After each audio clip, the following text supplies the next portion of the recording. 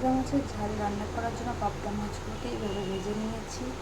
আমি খুব একটা ভালো করে মাছ ভাজতে পারি না, যাই হোক আজকেটাও অনেকটা ভালো হয়েছে। এবার মশলাটা করে নেওয়া যাক। এখানে টমেটো, একটু পেঁয়াজ, আদা, রসুন আর একটু কাজু বাদাম দিয়েছি, এটা পেস্ট করে নেবো। আর এখানে খানিকটা পেঁয়াজ কুচিয়ে রেখেছি। কড়াইতে তেল গরম হয়ে গেছে, তেজপাতা, একটু গোটা গরম মশলা আর একটুখানি কাঁচা জিরে কিংবা কালো জিরে ফোড়ন দেবো। চলো, তেজপাতা, গোটা জিরে, গোটা গরম মশলা আর একটু চিনি ফোড়ন দিয়ে দিলাম। চিনিটা ক্যারামেলাইজ হয়ে গেছে, তারপর পেঁয়াজটা দিয়ে একটু ভাজা ভাজা করছি। পেঁয়াজটা ভালো করে ভাজা ভাজা করে নিতে হবে, তারপর বেটে রাখা মশলাটা দিয়ে এটাকে ভালো করে কষাতে হবে। চলো, ততক্ষণ পেঁয়াজটা ভাজা ভাজা হোক, আমি আবার ফিরে আসছি। পেঁয়াজটা ভাজা ভাজা হয়ে গেছে, এর মধ্যে নুন, হলুদ, জিরে গুঁড়ো, ধনে গুঁড়ো, কাশ্মীরি লঙ্কার গুঁড়ো, এমনি লঙ্কার গুঁড়ো আর বেটে রাখা মশলাটা আর একটু টক দই দিয়ে দিয়েছি। সব এগুলোকে একসাথে ভালো করে মিক্স করে ভালো করে কষাতে হবে, যতক্ষণ না এটার সাথে তেল বেরিয়ে আসছে। চলো, এটাকে ভালো করে ততক্ষণ মিনিট কষিয়ে নিই, দিয়ে আমি আবার ফিরে আসছি।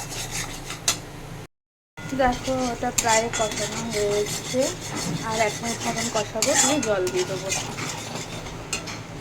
মশলাটা কষানো হয়ে গেছিলো, আমি এবার এর মধ্যে জল দিয়ে দিয়েছি। ঝোলটা এবার ফুটবে, তারপর নামানোর আগে মাছটা দেবো, দিয়ে 1 মিনিট ফোটাবো, তারপর একটু গরম মশলা দিয়ে নামিয়ে নেবো। কেমন লাগছে আমার রান্নাটা আমাকে একটুখানি কমেন্ট করে জানাবে। আর তোমাদের বাড়িতে যদি ধনেপাতা থাকে তোমরা ধনেপাতাও দিতে পারো, আমার কাছে আজকে ধনেপাতা নেই, তার জন্য দিতে পারলাম না। পাবদা মাছের ঝালের জন্য ঝোলটা ফুটে উঠেছে, এবার মাছগুলোর মধ্যে ছেড়ে দেবো।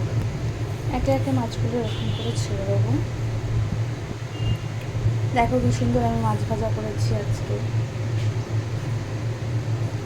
মাছগুলো এইভাবে ছেড়ে দিয়ে 1 মিনিট ফুটিয়ে গ্যাসটা অফ করে দেবো, আর একটু গরম মশলা দিয়ে দেবো, তাহলেই হয়ে যাবে। লাগবে, টাইম লাগবে। এই দেখো, এটা হচ্ছে ফাইনাল লুক। কমেন্ট করে জানাও কেমন হয়েছে।